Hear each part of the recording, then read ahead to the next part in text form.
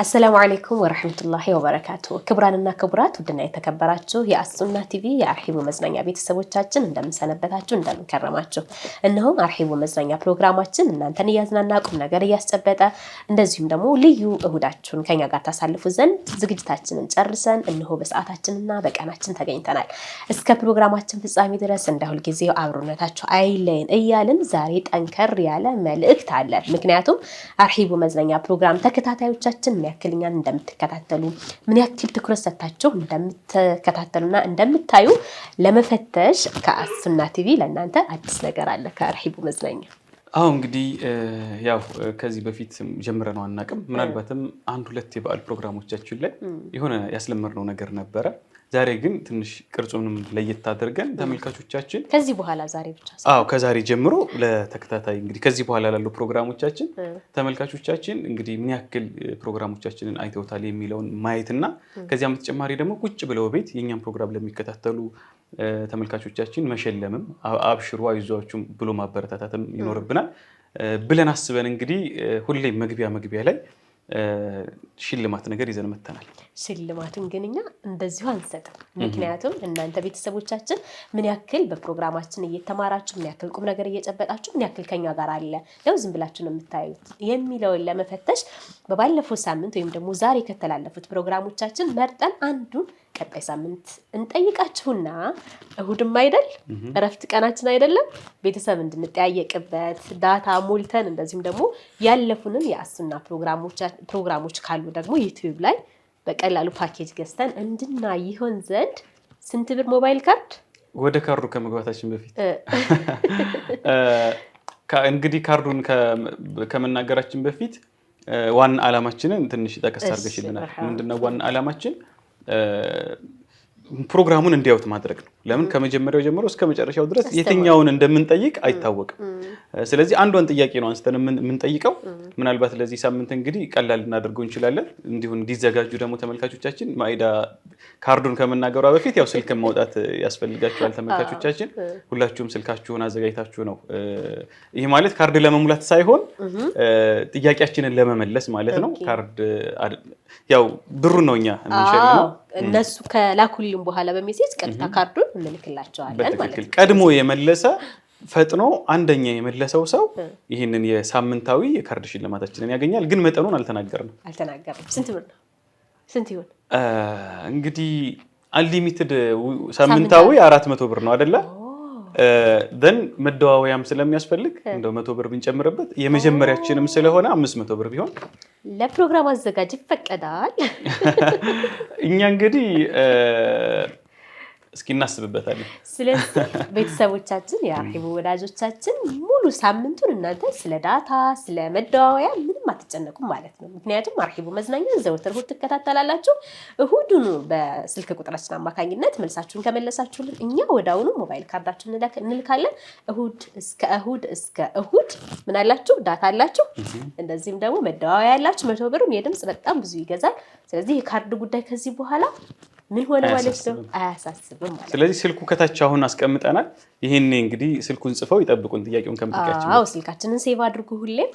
ቀድሞ የመለሰ ሰው ወዳውኑ እኛ ምን እናደርጋለን ሞባይል ካርድ እንልካለን ከዛ በቀጣይ ሳምንት ደግሞ አሸናፊያችን ማን ከየት እንደሆነ ደግሞ እንገልጻለን ምክንያቱም ምን ያክል ሽልማታችንን እያደረስን መሆኑን ለእናንተ ተመልካቾቻችን ማሳወቅ ስላለብን ማለት ነው እንግዲህ ልንደውልም እንችላለን ወደፊት ነው የምናየው ሶ ወደ ጥያቄያችን ንግባ ግን ተመልካቾቻችን ምን ማድረግ ይጠበቅባችኋል ምናልባት መደወል የአንደኛችሁ ስትደውሉ አንደኛችሁ ዌይቲንግ ላይ ሊገባ ስለሚችል ሜሴጅ ብቻ ነው የምንቀበለው በቴክስት ብቻ መልሱን ትጽፉልናላችሁ 0936994553 በዝግጅት ስልካችን በኩል ልታደርሱን ትችላላችሁ የመጀመሪያ ጥያቄ የመጀመሪያ ሳምንት 500 ብር እድለኛ የሞባይል ካርድ እድለኛ ማን ነው ጥያቄ ጠይቀን እኔ እንግዲህ ላቅለው ጥያቄው በጣም ላቅለው ምክንያቱም የመጀመሪያችን ነው ከመጀመሪያው እንዳናንገዳግዳቸው እድሉን ሰጥሽኝ ጥያቄውን ለማውጣት ኦኬ ባለፈው ሳምንት የፍቅር ጎጆ ፕሮግራማችን ላይ ስለምን ርዕስ አንስተናል ስለዚህ ርዕስ ተነስቷል ብለው ርዕሷን ይጽፉልናል ማለት ነው ከዚህ ሰዓት ጀምሮ ክፍት ነው ይቻላል ሃይ መርሐባ አሁን መልሳችሁን በቴክስት ላኩልን ወደ ዛሬው ደግሞ ወደ ሳምንቱ ትዝብታችን እንሄዳለን ይሄን ፕሮግራም ሙሉ ተከታትላችሁ ደግሞ የቀጣይ ሳምንትም አሸናፊና የሞባይል ካርድ ተሸላሚ እንድትሆኑ እስከ ፍጻሜው ድረስ ማየት እንዳትዘነጉ ኻሊዶ ሳምንቱን ምን ታዘብክ ሳምንቱን እንግዲህ ያው ሁሌም ብዙ ነገሮች እንታዘባለን ነገር ግን ትኩረትን ይሳበው ነገር እንደው አመጋገባችን በተመለከተ ምን ይመስላል የሚለው ነው ይሄ ማለት ውፍረት የሚጨምሩ የሚቀንሱ ልልሽ ፈልጌ አይደለም እሱ የጤና ፕሮግራም ነው አንቺ ታስቢበታለሽ ግን ብዙዎቻችን በተለያዩ ምክንያቶች ውጭ ላይ እንመገባለን ሆቴል ላይ እንመገባለን እና በተለያየ አካባቢ ከተማ ቀይረን ስንሄድ በስራም እንዲሁም ያለንበትም ቦታ ሊሆን ይችላል ስጋ ያላቸው ስጋ ነክ የሆኑ ምግቦችን እናዛለን እና ማን ያረደው ምግቡ እንዴት መጣ የሚባሉ ነገሮች አናጠናም እንደውም አንዳንድ የሚያጋጥማል ስጋም ላይ ሆን ይችላል እና አንዳንድ ምግቦች ላይ የሚገርምሽ ነገር ለምሳሌ ይሄ ያሳማ ስጋ ምናምን አለ አይደለም ተቀላቅለው ምናልባት ኢትዮጵያ ውስጥ እንግዲህ አይዶን ነው ገና እየተለመደ አይደለም ግን ውጭ ላይ በጣም ይዘወተራል ከነሱ ሁላ የሚሰሩ የተለያዩ ምግቦች አሉና እንደው የኛ አመጋገባችን ሁኔታ ወዴት እየሄደ ነው የሚለውን ብናወራበት ደስ ይለኛል አይዋ እንዳልከው ትልቅ ነገር ነው ያነሳው ነገር ምክንያቱም የሰው ልጅ ሰውነቱ የሚገነባው በሚበላው ነገር ነው የሚበላው ነገር ደግሞ ምን መሆን አለበት ምን መምሰል አለበት የሚለው ደግሞ አላህ ነገ ሰውነቱን በምን እንደገነባው የበላው ነገር حرام ነው የተከለከለ ነገር ነው ወይስ ደግሞ ሐላል ነው የሚለው ያስጠይቀዋል ስለምንበላው ምግብ ስለምንለብሰው ልብስ ስለምናመጣው ገንዘብ ስለሁሉም ነገር እንጠየቃለን እንደዛ ከሆነ በልተን ሶላት እንሰግዳለን በልተን የተለያዩ ዒባዳቶችን እንፈጽማለን ስለዚህ በሐራም መሰረቱን ገነባ ነው ማለት ነው ከአላህም ጋር ያለንን እንደዚሁም ደግሞ እንደ እምነት ደግሞ እኛ ሙስሊሞች ነን በምን አይነት መልኩ ነው ምግቦቻችን መሆን ያለባቸው በተለይ ደግሞ እርድ ላይ ያለ ነገር እጅግ በጣም ጥንቃቄ መሆን አለበት አይደለም ማን እንዳረደው የማይታወቅ ቀርቶ ያው አቂዳውን የማንተማመንበት ሰው እንኳን አርዶት እንድንመገብ አይፈቀድም ከዛም ባሻገር ደግሞ ዓሊም ይያለ ትልቅ ሼኽ ይያለ ደግሞ እንደዚሁ ምንም ስለ አላህ በትክክል እንኳን ሐርፎችን አውጥቶ አላሁ አክበር ብሎ እንኳን ማር ቢስሚላህ አላሁ አክበር ብሎ እንኳን ማረድ የማይችል ሰው እንዴት አድርገን ልንመገብ እንችላለን እሱ ሁሉ በጣም ጥንቃቄ የሚፈልግ ነውና እንዳልከው ለመዝናናት ብለን እንወጣለን ከጓደኛ ጋር እንወጣለን በተለያዩ ስብሰባዎች በጉዞ ለምሳሌ በፕሌን የምንሄድ ከሆነ ብዙ ጊዜ ታሸጉ ምግቦች ይሰጡናል አይደል ፕሌን ላይ ምግብ ውስጥ ደግሞ ምን አለ ቶስት ተደርጎ የሚጨመር የተለያየ ስጋ አለ እንግዲህ አዲስ አበባ ላይ ኢንተርናሽናል ኤርፖርት ነው ከተለያዩ ሀገር ዜጎች ይመጣሉ እንዳልከው የአሳማ ስጋ የተለመደ ነው ከዛም ውጭ እየሰማ ነበር አህያ እየታረደ ነው ውሻ እየታረደ ነው አይደለ ከባህልም ከእምነትም በጣም ያፈነገጠና የወጣ ነገር ስለዚህ እነዛ ነገሮች አሉ ወይንስ የሉም የሚለውን ምን ማድረግ አለብን ማወቅ አለብን ማወቅ ማንችልበት ከሆነ ደግሞ ውስጣችን እየተጠራጠረ ነው ምን ተጠራጠርበትን ነገር ደግሞ እንዳናደርግ ተከልክለናል ስለዚህ በተለይ በስጋ ጉዳይ ላይ አንተም በደንብ በጥልቅ በተለያዩ በስብሰባዎችም በጉዞዎችም ስለሚያጋጥም ይሄ ነገር በደንብ እንድታዋሳው ፈልጋለሁና ምን በላው ምግብ በተለይ ስጋ ላይ ጥንቃቄ ማድረግ አለበት አሁን ላይ የትኛውም ሆቴል ሐቂቀተን ዶሮ ብዙዎቻችን በተለይ ደግሞ አዲስ አበባ ላይ እንደዚህ ትላልቅ ሰፋፊ ከተሞች ላይ የክልል ከተሞች ላይ ማንንም ዶሮ የሚያርድልም አይደለም ሆቴል ላይ ለቤቶቻችን ራሱ ቤት እንግዳ ቢመጣብን ድንገት ምንድነው የምናስደርገው ከሱፐር ማርኬት ልከን ተጠባ የተዘጋጀ ዶሮ ወይ ደግሞ ስጋ ነው የምናስመጣው አይደለም ማን ያረደው እንዴት ታረደ የርዱ ሸርጦች ተሟልተዋል የሚለውን ጠይቀናል ወይንስ አውቀናል በእኛ ምክንያት ብዙ ሰዎችን حرام እያበላን ነው ምናልባት እነሱ ላይ ያውቁ ይችላሉ ግን እኛ በወንጀሉ እየተባዛን ነውና ዲቴይል ደግሞ አንተ ስለዚህ ነገር ተወሰነ እንድጨምርልኝ ፈልጋለሁ በጣም አሳሳቢና ሁላችንም ትኩረት ልናደርግበት የሚገባ ጉዳይ ስለሆነ እንግዲህ ያው የዛሬ የመግቢያ ፕሮግራማችን ትንሽ ረዘመ ርዕሱም ትኩረት የሚሰጥበት ስለሆነ ነው አዲስ ፕሮግራም ስለነበረ ነው ያረዘምነው አሁን እዚህ ጋር እኔ ሁለት ነገሮችን ነው ማነሳው ያው ተመልካቾች ራሳቸውን ቢጠይቁ መልካም ስለሆነ አንደኛ አንድን ሰው ለምሳሌ አይተሽኮ ወይንም አንዳንድ እንቅስቃሴዎችን አይተሽ ይሄ ሰውዬ አቂዳው ልክ ላይ ሆን ይችላል ብለሽ ልትጠረጥሪ ትችያለሽ ይሄ ማለት ጥርጣሬ ነው አንቺ ያየሽበት የሰማሽበት ምናምን የለም ለምሳሌ ሶላት ላይ ጥርጣሬ ስለሆነ ምንም የተጨበጠ ነገር ስለሌለ እንግዲህ መልካም ጥርጣሬ እንደርጥረሽ ልትከተዩ ትችያለሽ ነገር ግን ምግብ ላይ ከሆነ ግን አንድን ሰው ከጠረጠርሽው ያንን ምግብ ግን መብላት የለብሽም ይሄ ሸሪዓችን ያስቀመጠው ነው እኔ ለምሳሌ ይሄ ሰው አቂዳ ላይ ችግር ይኖርበት ይሆናል በአንዳንድ ነገሮችን አይቼ ከጠረጠርኩኝ ያ ሰው ያረደውን አልበላም ማለት ነው ይሄን ያክል ነው መጠንቀቅ ያለብን አሁን ግን ወደኛ ስንመጣ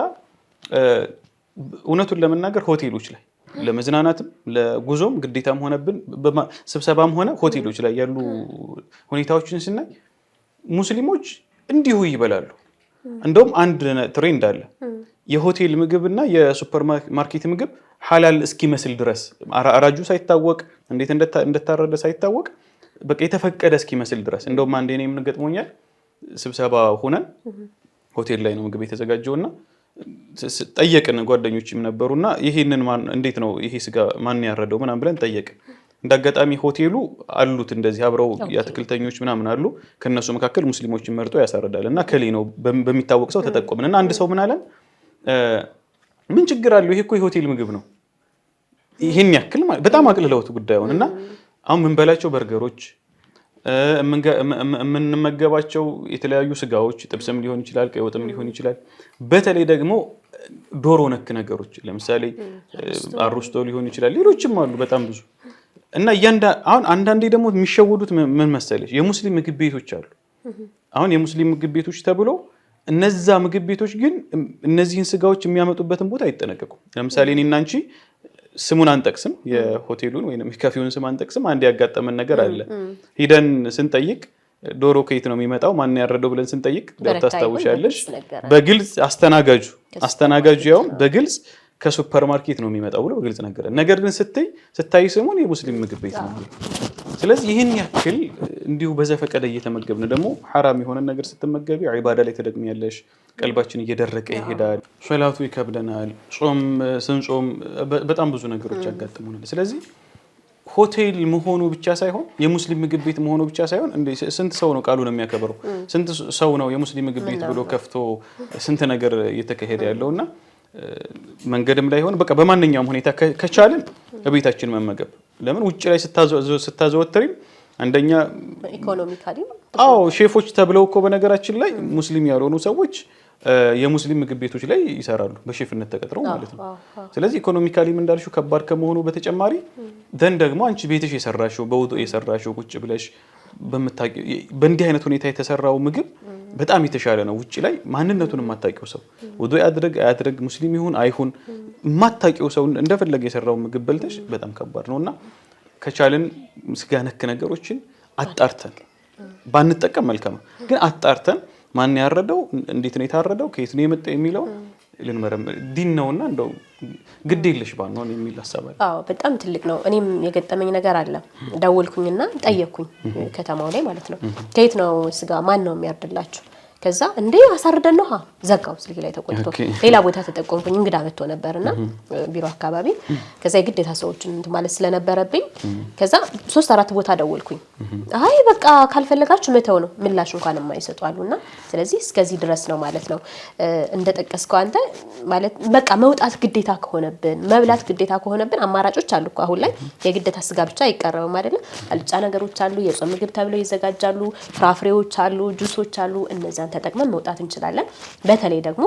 የረፍት ሰዓታችን ላይ ልጆቻችንን እንደዚሁ ሚስታችንን ይዘን የምንወጣ ሰዎች ካለን የምንሄድበትን ቤት እንወቅ፣ የምናበላቸውን እንወቅ። ስጋ ስላበላናቸው ያን ያክል ፍቅር ሰጠናቸው ማለት አይደለም። ሐራም ነገር ስላበላናቸው ጥንቃቄ የሌለበትን ይበልጥ ደግሞ ወደ ፍራፍሬውም ወደ ሌሎች ነገሮች መብላት እንችላለን። አንዳንድ ጊዜ ደግሞ ኩንት ማድረግ እንችላለን። ቤታችን መዝናናቱን አይደል የፈለግነው?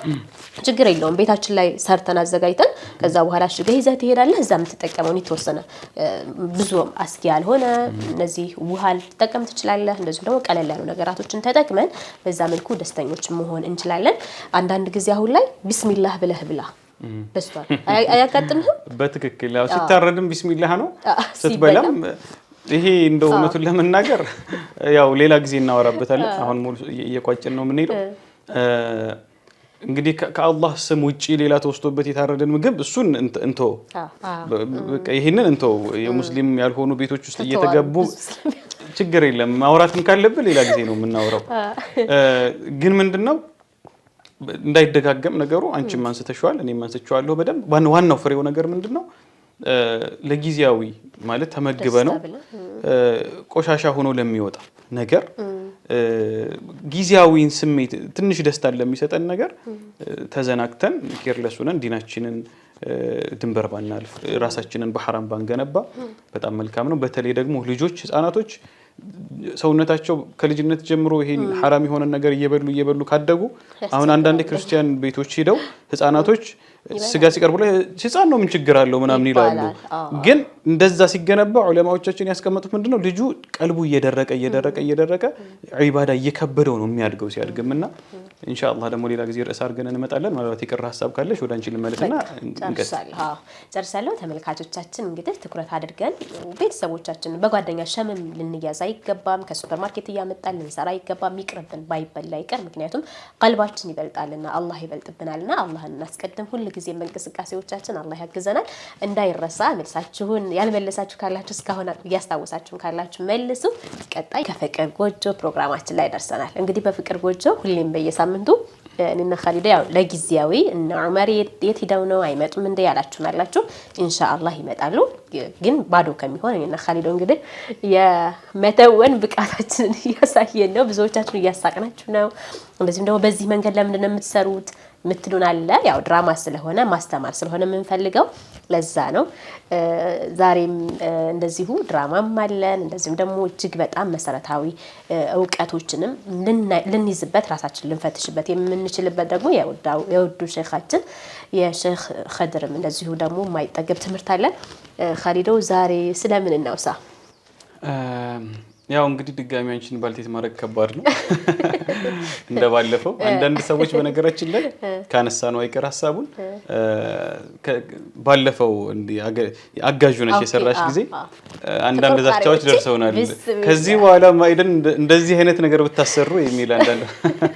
ነገሮች ሰምተናል ያው ዋን አላማችን ምንድነው